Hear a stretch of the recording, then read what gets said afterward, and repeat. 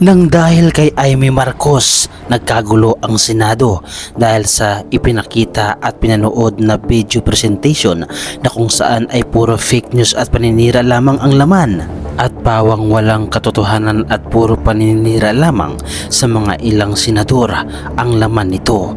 At ang dahil nga mga idol sa video na ito ay kinontra ito ng mga ilang senador, at nang dahil nga dito mga idol ay tila napahiya itong si Amy Marcos at biglang bumahag ang buntot dahil sa ipinakitang video na kung saan ay puro paninira at fake news lamang ang laman. At narito nga mga idol ang ilan sa mga video na kung saan ay nagpapakita ng paninira lamang sa ilang senador, at ang bidyong inyong makikita ay walang basihan at puro lamang haka-haka at walang totoong video na magpapatunay sa mga paratang na ito. Kaya naman para sa ilang senador ang lahat ng video na ito at ang laman nito ay puro fake news lamang. Narito nga mga idol ang video at inyong pakinggan at sabay-sabay nating panoorin at kayo na ang humusga.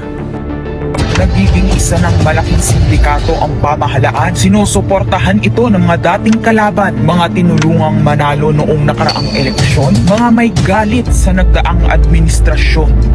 Lahat sila kasama ng pinakamalaking troll farms at ilang bahagi ng mainstream media ay pinagagana ng dalawang bagay: pera galing sa korupsyon, galit sa mga Duterte.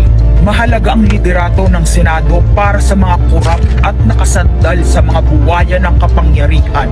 Ngunit mas mahalaga ito sa mga naninindigan na ang Senado ay bantayog ng konstitusyon na hindi dapat tinatakot, sinusuhulan at iniipit upang maging tau-tauhan.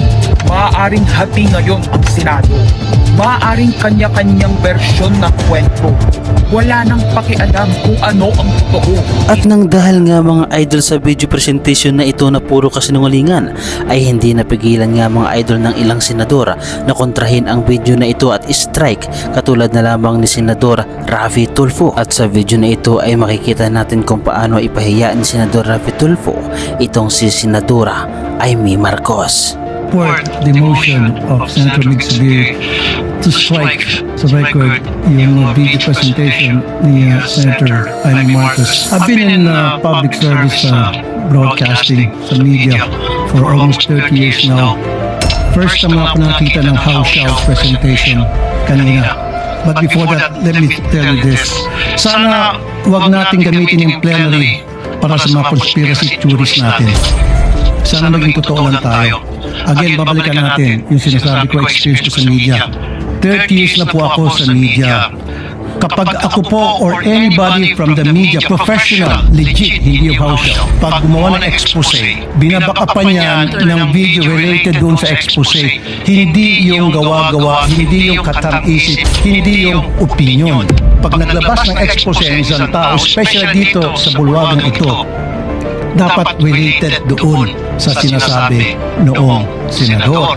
Just like what Senator Zubiri said, nakita niyo naman po, Madam President, every time na ako'y gagawa ng expose, every time na ako'y gagawa dito ng privilege speech, at yung privilege speech ko, binabakapan ko po ng mga actual na mga sumbong ng mga taong lumalapit sa aking programa at dinadala ko rito para mabigyan ng solusyon ang problema yung nilalapit sa akin, at hindi po yung opinion lamang. Ganun po dapat tayo dito. Ilang beses na po tayo nagpalit ng liderato dito sa Senado. Every time nagkaroon ng palitan, ngayon po ako nakita na nagkakaroon ng kaguluhan. Why? What's wrong? Dapat hindi na po. Let's move on. Kasi nasasayang po yung oras natin dito, puro na ng bangayan. The people have spoken. Sinasabi nila, enough is enough. We've been like a circus for the past few days. Pinagtatawanan po tayo. I was out there last night. Pag naglalakad ako, kinakausap ko ng mga tao, ano nangyari sa Senado? Ano ba nangyari sa inyo? What's going on? Nakakaya na po. Ang panawagan ko, magtrabaho na lang po tayo. Itigil na po natin itong mga kung ano mga nasa katang-isip natin. Let's move on because we were voted, elected by the people para magtrabaho, hindi para magbangayan. Maraming salamat, Madam President. Ganito ipinapakita ni Senador Amy Marcos kung gaano siya ka-ignorante. Ganito niya ipinapakita na kahit fake news ay kanilang pinaniniwalaan at mayroon pang lakas loob na ipakita ito sa loob mismo ng Senado. Ano ang masasabi ninyo mga idol sa reaction video na ito? At ano ang masasabi ninyo sa ginawa ni Senadora Amy Marcos na kahit fake news na ang video ay tuloy pa rin ito sa pagpapalabas na naging dahilan para mas lalong malito ang taong bayan sa mga maling informasyon at mga fake news na kanilang ipinapakita. Ano ang masasabi ninyo mga idol sa video na ito? At ano ang inyong reaksyon patungkol dito? Ibahagi nyo naman mga idol ang inyong reaksyon at opinyon sa ating comment section.